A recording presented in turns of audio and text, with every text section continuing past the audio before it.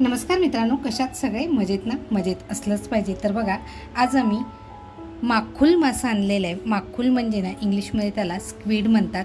खरं सांगायचं ना तर हा मासा चवीला अतिशय रुचकर लागतो आणि मुलांनासुद्धा खूप आवडतो. पण आज आहे ना, मी हा साफ करताना दाखवला नाही. आपण बऱ्याच व्हिडिओमध्ये मी हा साफ केलेला दाखवला आहे. तुम्हाला जर साफ करण्याचा व्हिडिओ हवा असेल तर आपला वरती व्हिडिओ दिलेला आहे, तुम्ही बघू शकता. तर बघा, असा मस्त माकुल मासा मी स्वच्छ करून घेतलेलं आहे, स्वच्छ करून धुवून घेतलेलं आहे. त्याच्यानंतर बघा, माकुल माशाचं जे तोंड आहे ते असं व्यवस्थित साफ करून घेतलं आहे. इथे मध्ये जो दात असतो तो काढून घेतलेला आहे आणि डोळे काढून घेतलेले आहेत. तर आपल्याला जसं कुठे वाटत असेल की काही राहिले तर स्वच्छ करून घ्यायचं आहे. तर बघा, मी व्यवस्थित आता हे सगळं स्वच्छ केलेलं आहे. त्याचबरोबर आहे ना, मी इकडे घेतली आहे कोळंबीसुद्धा मी स्वच्छ करून घेतलेली आहे. अगोदर आहे ना, आपण कोळंबीला हळद लावून घेऊया. त्यानंतर बघा, आपला शलाका ऑल इन वन हा आपला घरगुती मसाला आहे, तो थोडासा टाकून घेऊया. त्यानंतर बघा, चवीनुसार मीठ टाकूया. त्यानंतर बघा, थोडासा कोकमाचा रस लावून कोळंबी छान अशी 5 मिनिटासाठी आपण मॅरिनेट करायला ठेवूया. लसूण घेतली आहे, त्याच्यानंतर 2 अशा लालसर झालेल्या मिरच्या घेतल्यात आणि एक छोटासा आल्याचा तुकडा घेतलाय. आणि बघा, थोडीशी कोथिंबीर घेतली. हे आपण मस्त असं ठेचून घेऊया.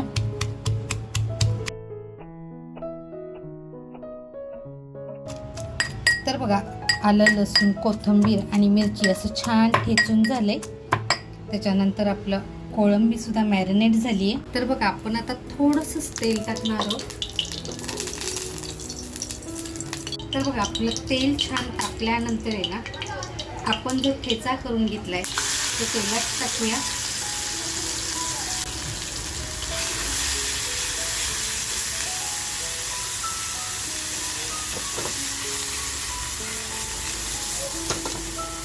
छान आपण हा ठेचा कच्चा आहे त्याच्यामुळे आपण व्यवस्थित त्याला परतवून घेऊया अगोदर.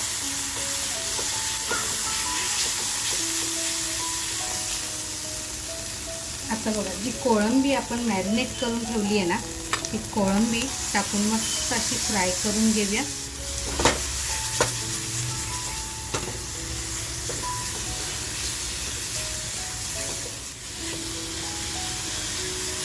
मग आपल्याला कोळंबी आहे ना जास्त फ्राय करायची नाही आहे, हलकीशी फ्राय करून घ्यायची आहे.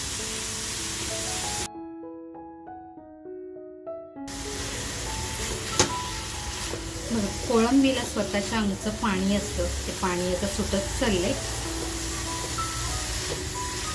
इथे आपण अजिबात पाण्याचा वापर केलेला नाहीये. आपली कोळंबी छान फ्राय झाली. गॅस बंद करूया. तर बघा, आपली कोळंबी सुद्धा अशी थंड झालेली आहे, काढून घेऊया. आणि आता ही आपण आहे ना ह्याचा खिमा बनवणार आहोत. तर मिक्सरमध्ये सुद्धा बनवू शकता किंवा बघा, मी डायरेक्ट बनवतीये.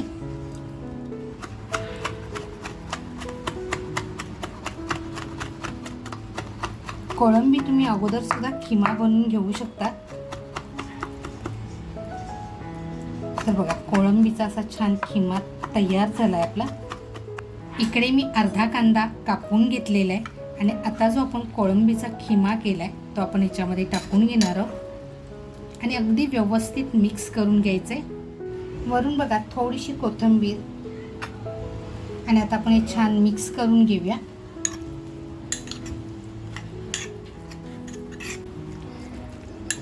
आपण कांदा हा कच्चा घेतलेला आहे, त्याचा एक वेगळाच फ्लेवर आहे ना, तो ह्याच्यामध्ये येणार आहे. तर बघा, माकुल मासा जो घेतलाय आपण धुवून वगैरे घेतलाय, त्याला आपण आहे ना फक्त कोकमाचा रस लावणार आहोत आणि ह्याच्यामध्ये आपण कोळंबीचं जे सारण केलंय ना, ते सारण असं छान भरून घेणार आहोत.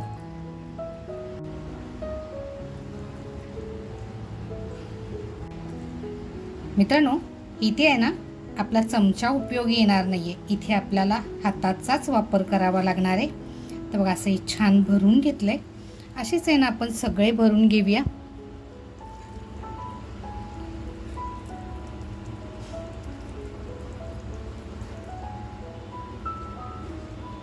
आणि अगदी व्यवस्थित आपल्याला हे भरून घ्यायचं आहे. इथे तुम्ही आहे ना कच्च्या कैरीचा सुद्धा वापर करू शकता, छान लागते कच्ची कैरीसुद्धा. पण जर मुलं खाणार असतील आणि त्यांना जर आवडत असेल तरच कच्च्या कैरीचा वापर करा.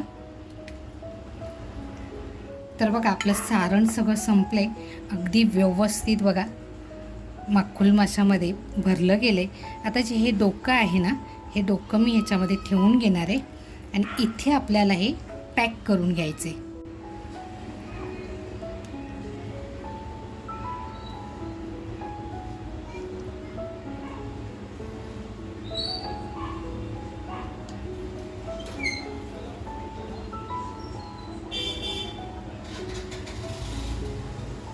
तर बघा हे असं व्यवस्थित मी पॅक करून घेतले. काही अवघड नाही आहे, अगदी सोपी पद्धत आहे आणि कोणीही अगदी बनवू शकता. खरं सांगायचं ना तर ही इतकी टेस्टी लागते आणि मुलांना खूप आवडते, कारण ह्याच्यामध्ये एकही काटा नसतो. त्याच्यामुळे मित्रांनो नक्की तुम्ही तुमच्या घरी ट्राय करा. बघा आपण ह्याच्यामध्ये आहे ना कच्चा कांदा टाकलेला आहे आणि कोळंबी आपली हाफ फ्राय झालेली आहे. आणि आता आपण खरं म्हणाल ना तर माकुल मासा मी शिजवून घेतलेला नाही आहे किंवा बॉईल केलेलाही नाही आहे. तर बघा अगदी सहज आपल्याला टूथपिकचा वापर करून हे लावता येतं. असेच आहे ना मी सगळे करून घेते, म्हणजे लावून घेते अगोदर. टूथपिक लावण्याचं कारण एवढंच की आपण जे सारण आतमध्ये भरलं आहे ना ते बाहेर येत नाही, त्याच्यासाठी हा टूथपिकचा वापर केला आहे बघा. तर बघा आपले सगळे माकुल असे पॅक करून झालेले आहेत व्यवस्थित. आता हे आपले म्हणाल ना तर फ्राय करण्यासाठी सुद्धा तयार आहेत. तर बघा इकडे जी लसूण घेतली आहे ना ती मस्त अशी फक्त आपण क्रश करून घेणार आहोत.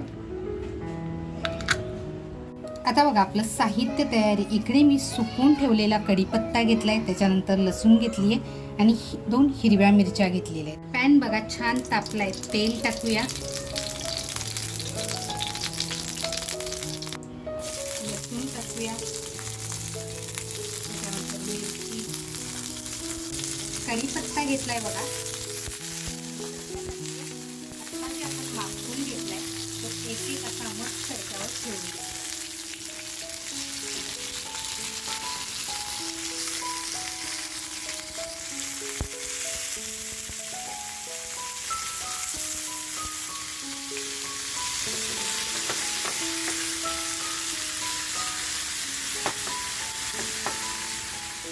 तर बघा आपण माकुलला ना वरून काहीच लावलेलं नाही आहे.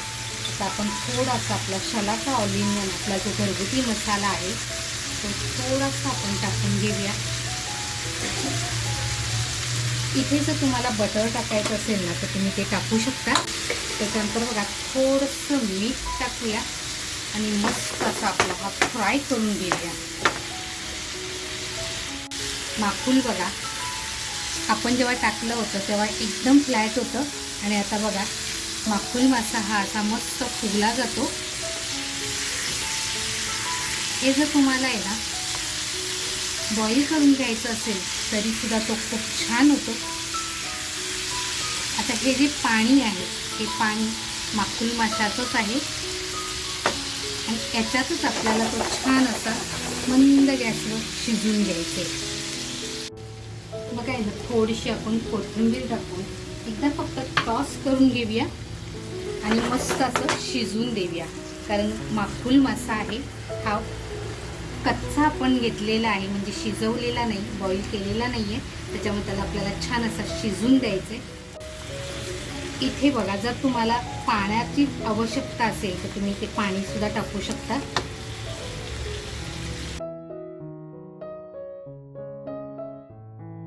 आता आहे ना आपण याला मंद गॅसवर छान असं शिजवून घेऊया. तर बघा आपलं मस्त माकुल असं फ्राय झालंय.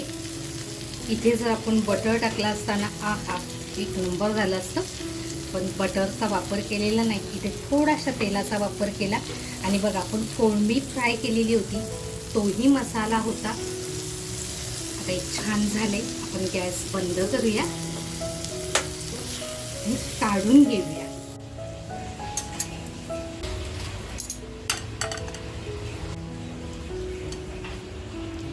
आणि वरून बघा थोडीशी कोथिंबीर. मित्रांनो, आज बनवलेलं स्टफ माकुल फ्राय अगदी साध्या आणि सोप्या पद्धतीने, कमी साहित्यामध्ये. तर मित्रांनो, ही रेसिपी तुम्हाला कशी वाटली आणि तुम्ही ही रेसिपी कुठून बघितली मला कमेंटमध्ये नक्की कळवा. त्याचबरोबर तुम्हाला ही रेसिपी आवडली असेल तर नक्की आपल्या मित्रपरिवारामध्ये शेअर करा. अजूनपर्यंत जर कोणी लाईक केलेलं नसेल तर नक्की एक लाईक करा. चॅनलवर नवीन असाल आणि सबस्क्राईब करायचं राहून गेलेलं असेल तर नक्की मित्रांनो सबस्क्राईब करा. मस्त खा आणि स्वस्त राहा. त्याचबरोबर स्वतःची काळजी घ्या. थँक्यू. तर बघा, आपण कापून बघूया. आहा, बघा किती रस्साळ आहे.